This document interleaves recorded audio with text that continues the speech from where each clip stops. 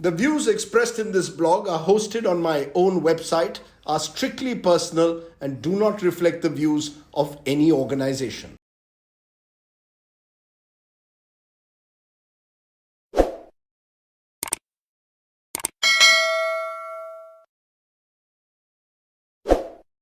Hello and welcome friends once again to Straight Bat, my weekly video blog where, as the title suggests, I comment with a straight bat. Now, one of the top stories of this week has been the Rahul Gandhi-led Congress Bharat jodo yatra that has kick-started from Kanyakumari to Kashmir over the next 5 months.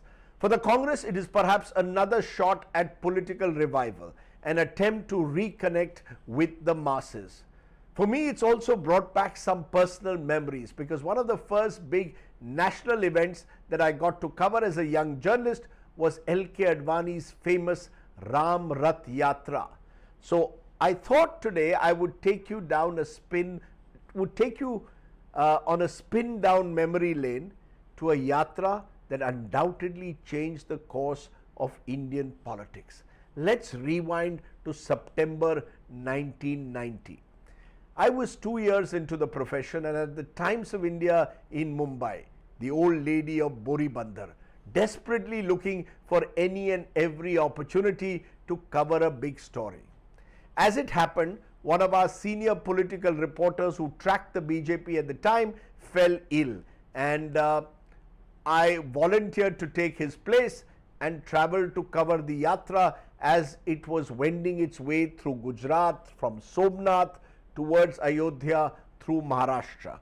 My job as a junior reporter was to file color stories around this main news event. Remember, this is pre-24 hours news TV India, and the yatra, particularly in its initial days, wasn't even attracting half the crowds that Rahul Gandhi's yatra is today. It certainly wasn't the front page headline in the newspapers initially. What was, though, undoubtedly happening on the ground as I saw was that large crowds had slowly begun greeting Advani ji, who was in a Toyota Rath. This imagery of the yatra was very well choreographed to mirror a political message. People were coming to see the yatra out of a sense of curiosity as well. Because you see, the yatra was a Rath yatra, and the Rath itself was an air-conditioned converted Toyota car that had been converted into this Ram chariot.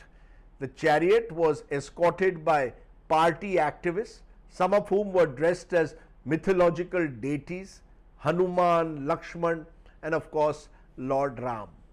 Ramayana had just been telecast on Doordarshan. Every Sunday morning the nation would be before a television screen. It was spectacularly successful.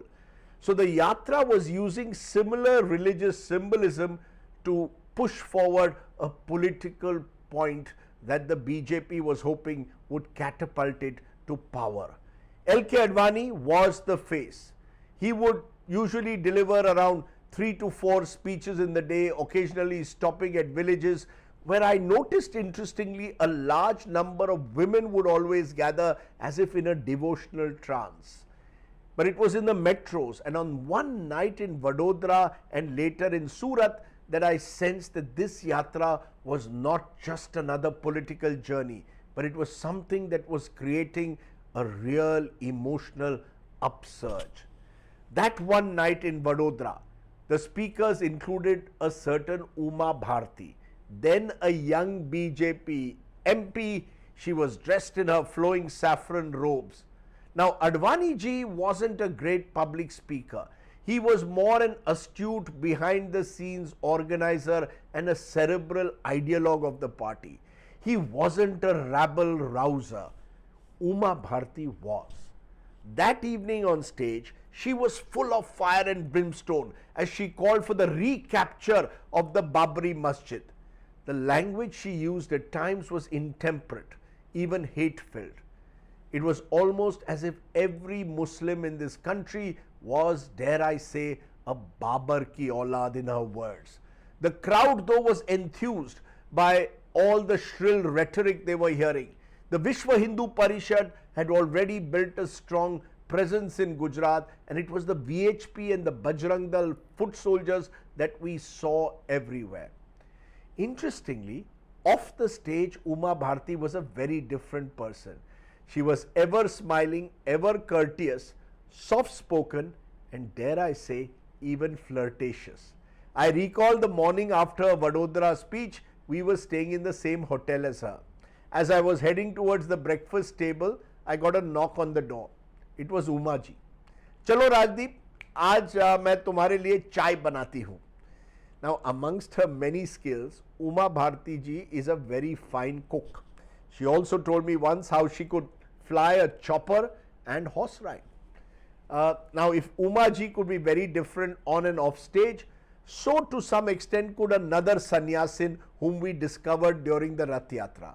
Now, I don't think most of us journalists, particularly from Mumbai, had heard of Sadhvi Ritambara at the time. But the yatra suddenly catapulted her and made her a star face. Someone who was arguably Uma Bharti multiplied several times over when it came to incendiary rhetoric. I recall that the VHP had set up stalls in different places around the yatra where cassettes of Sadhvi was selling like audio cassettes of Sadhvi Ritambara was selling like hotcakes. In every speech, Sadhvi Ritambara would speak in the most shrill tones about how Muslims were allegedly mass breeding to outpopulate the Hindus. I found her speeches offensive and spiteful and recall sharing my views with Pramod Mahajan, the late BJP leader who was one of the key organizers of this yatra. Are Rajdeep, she gets the crowds, Janta likes it, was Mahajanji's response.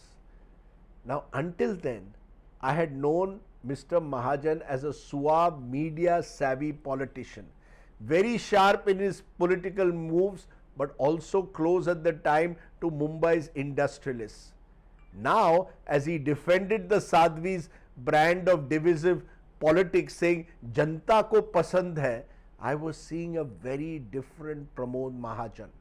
I learnt an early lesson in a sense in Indian political coverage. Politics is not a morality play. It's about sensing an opportunity and then using it. Interestingly, off stage, Sadhvi Ritambara would be rather quiet, didn't say much. She seemed a quiet, retiring type when she wasn't in the media arc lights. She even spoke to us about how she wanted to build an orphanage for cows.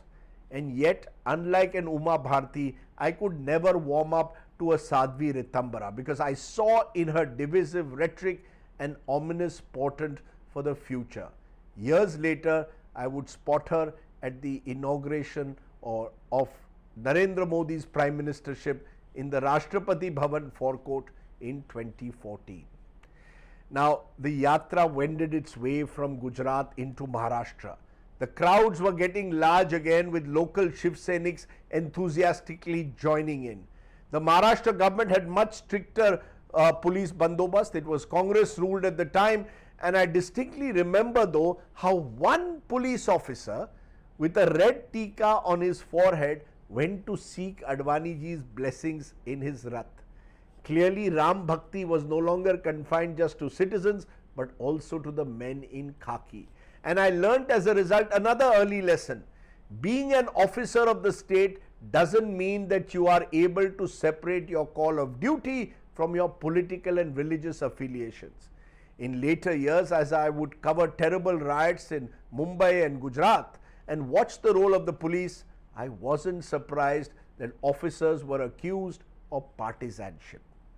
Now, by this time, the yatra was ready to leave Maharashtra and turn for Madhya Pradesh. It was obvious that it was turning out to be a huge success just in terms of political mobilization.